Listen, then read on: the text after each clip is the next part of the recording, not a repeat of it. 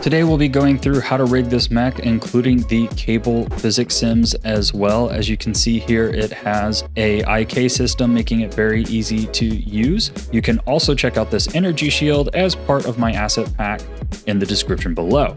Now, if you'd like to use this mech to follow along, I've chose a free model, which I will link to in the description. So I'm just going to snap the front view here. I'm going to go ahead, add armature single bone, and I'm going to name this armature mech arm. Great. Now what we're going to do is tab into edit mode here. I'm going to grab the top of this, bring this down, and name this root bone. Perfect. I'm going to hit Shift D, move that up on the Z axis, and you'll notice here we can't see it behind our model. So I'm going to come over here to the armature tab and turn on in front, and that'll just make that visible at all times. I'm going to go ahead, drag that top there up here, press E, Z, and extrude that up on the Z axis. We're going to call this body and this head. Perfect. Now what we're going to do is add some here for the arms and for these wings. So let's go ahead, hit Shift A. That will give us a new bone, which we can move with the grab. We'll go ahead, bring that there. And we're going to drag this down here and then switch here into top view, make sure it's all lined up this direction as well. And let's just call this wing.L. Now we're going to build all the bones on this side, and anything we build on this side, you're going to put .L at the end. And that's so at the end we can symmetrize across the center axis, and it will automatically move all those bones to this side and just save us some time. Perfect. So let's go ahead here, hit Shift A, add another bone there, and we're going to go ahead, bring this up here to the center of the arm, come into side view here, and we're going to grab the back of this bone and move this here. But first, let's rotate the bone. So if you grab the bone and hit R, -90, while on the side view, that will rotate that -90 degrees and just give you a straight bone there so that you don't have to worry about it being at an off angle. So we'll go ahead, grab the tip there and drag that out to cover the arm here. Great.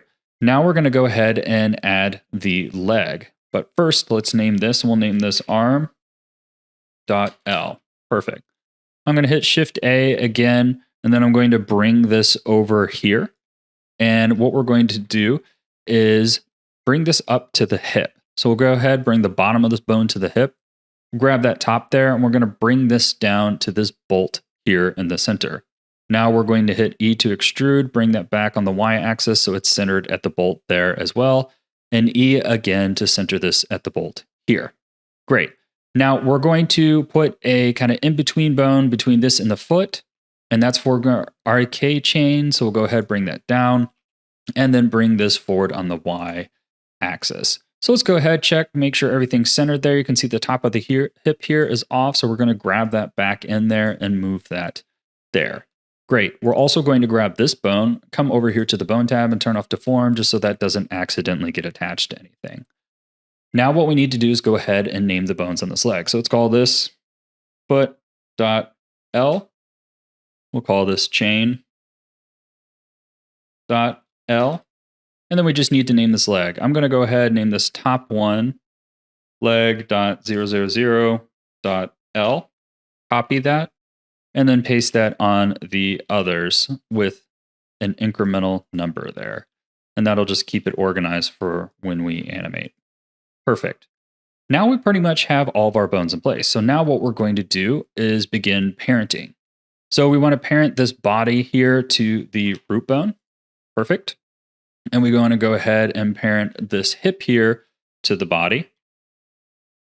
And then we want to go ahead here and parent this foot bone to the root bone. And just do keep offset there. And this should now be separate from the leg, which is exactly what we need for our IK chain. Perfect. So now we kind of have all that set up. Let's go ahead up here and connect these. So we're going to want both of these to be connected up here to the head. Great.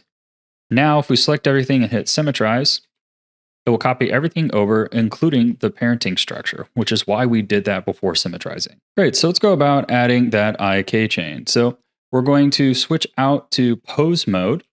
We're going to grab our foot bone, and then we're going to grab our chain here, and we're going to hit Shift I to active bone. What that's going to do is add an IK chain modifier to this bone right here, or a constraint. And then what we can do is go ahead and change the chain length. So we have 3 here. So let's go ahead and turn this up to 3 or 4, sorry. And you will see here that we now have the parent coming from here to there, which is how we know it is working correctly. And if we go ahead and grab this, you can see that now the bone is kind of crunching and moving there.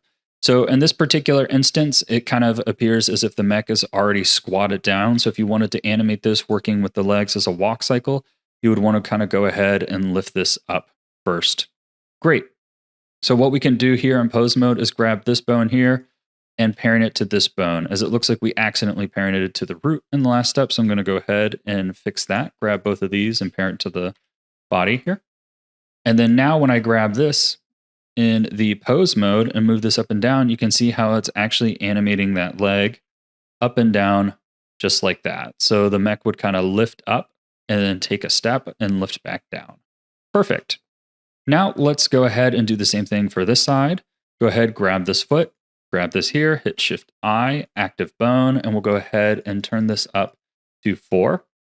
And now when we do this, you can see that our mech is lifting up. Great. So that kind of gives us our legs and our kind of parenting structure and everything that we want there. Now, this is an additional step. You don't have to do this, but a lot of times with mechs and things like that, they can only turn or move on certain rotations. So what you could do is go ahead and grab something like the head here. And by default, Blender will revert to quaternion, which is WXYZ. You could go ahead, change this to XYZ on any bone you want to do this to. And then you can actually come here under the bone constraint tab and you can start locking things. So you can see here the location on this one's already locked, and that's because it is attached to a bone. So it won't be able to move off of that bone because it is controlled by that bone in terms of its location. But what you can do is lock the rotation. So for example, if you go up here, go to global, switch this to local, you can see here that these rotation numbers will work with those local numbers. So with this local view on and our gimbal here, you can see the different axes and what way they go. So we can safely assume that the mech is not going to be able to move this way because it would just crash into itself. So one thing you could do is come over here and you could lock the X and you could also lock the Z. And then what that would do is make it so that you only ever rotate the Y. This will just make animation a little bit cleaner and easier to do. So I highly recommend doing that, and that'll kind of prevent you from grabbing the wrong things. And whenever you press R, you can grab it from any view and you'll only animate on the correct axis. So next up, what we're going to go ahead and do is begin parenting these pieces to the mech. So let's go ahead, grab the mech, grab our armature here. Let's hit Control P, and then we are going to do with empty groups. Now, if we tried to do automatic, it's going to be using kind of smooth shade skinning and weight painting, and it's going to give our mech this kind of soft, bendy look, which is not what we want. So then what you can do is go ahead here, and we will switch into edit mode, and you can begin grabbing things and parenting them to the correct pieces. So for example, over here, we would want this foot piece here to parent to the foot on the left side. Make sure your weight is set to 1. Come here to the vertex tab, select all the pieces that you want and click assign. Now, something I like to do is hide the pieces after I'm done so I don't accidentally select them again. And then next up, we're going to go ahead and select all this. So I'm just pressing L while in face mode, and that will select the entire object. And I just want to make sure all of that is assigned to leg 2.0 L. Perfect. Go ahead and hide that. And I want all of this to be assigned to that as well. So go ahead, grab these pieces. And you can see here that a lot of this is just kind of a tedious process. So I'm going to go ahead and fast forward. Perfect. So now I've gone ahead and kind of added all those weight paint groups. And you can see here that you can begin kind of playing with the arm and other various locations and kind of just ensuring that everything's working correctly. But you can see here that it has a pretty neat look. Now, if we wanted to lock the rotation to prevent those feet from rotating, we could go ahead and do that.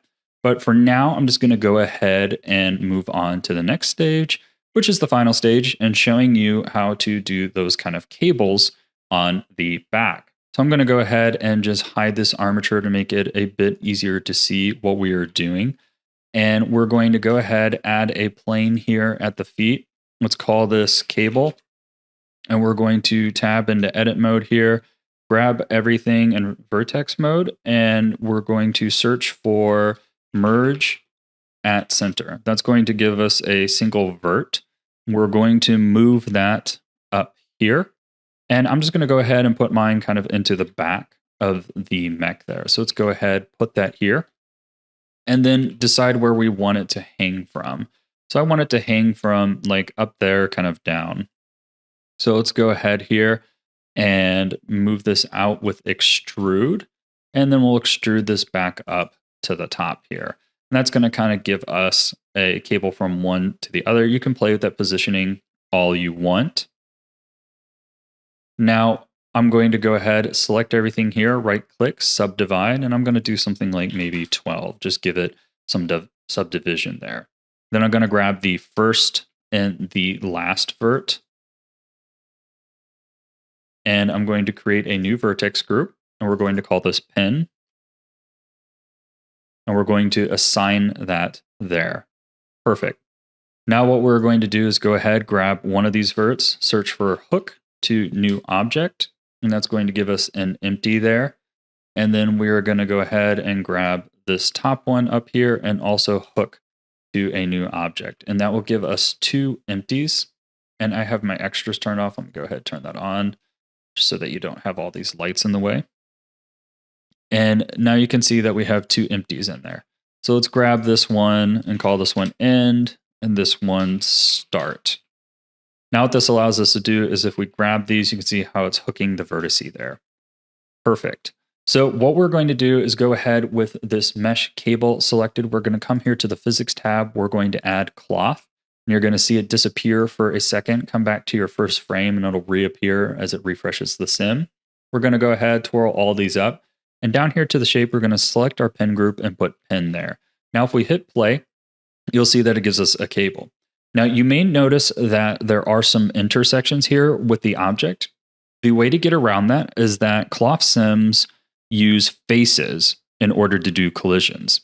So you would need to come in here and you would need to select everything and shift it over to create faces. And then that would allow it to collide with the object if you set the object as a collision here under the menu. However, when doing that, I was getting a lot of lag for an effect that I didn't think was all that worthwhile. So that's how you go about adding collisions if you like. However, I didn't think it was worth it as it kind of made everything lag. And being back here, you didn't really see the intersections that well anyways. But let's move on and how we can add a bit more to this and attach it to our rig. So what we're going to do is come in here, make sure your hooks are above the cloth. And then what we're going to do is add another one. We're going to add a skin modifier. And that's going to make this huge and also square. And we want this to be smooth. So let's add a subdivision there. I'm going to go ahead and leave mine at 1, click shade smooth on that. And then we're going to tab into edit mode here.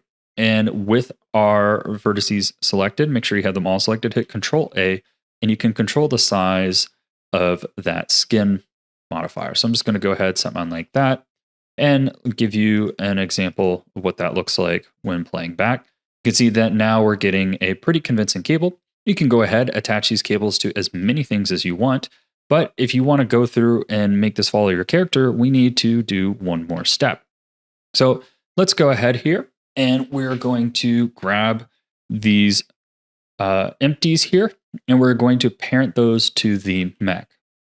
So if I grab these 2 empties here and have both of those selected, and then I go ahead here and tab into edit mode, I can begin parenting it.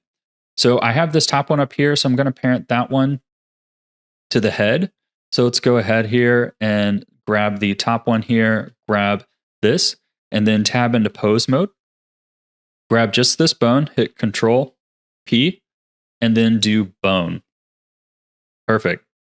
Now what we're going to do is we're going to go ahead, grab this bottom one back out here in object mode, grab our armature, switch into pose mode, grab that body there, hit Control P, and do bone. And then this will allow us to kind of animate our mech and have the cable follow. Now, if you try and do it in real time, you're going to get a lot of glitches and things because it's trying to simulate in real time. So, what I've gone ahead and done here is add some keyframes to our body here. So, if I go ahead, turn off the armature here, and we go ahead and hit play, you can see how that cable now animates along with that by following the hook. So, don't panic if things aren't following along in the viewport. That's kind of normal, just part of the simulation process of Blender. So that's a way you can go ahead and animate to cables. And it's also worth noting that when it comes to mech animation and things like that, by default, Blender uses a Bezier interpretation. So when a human goes to throw a ball, there will be an easing process where you wind up your arm and then toss the ball. And by default, Blender interprets that into the graph.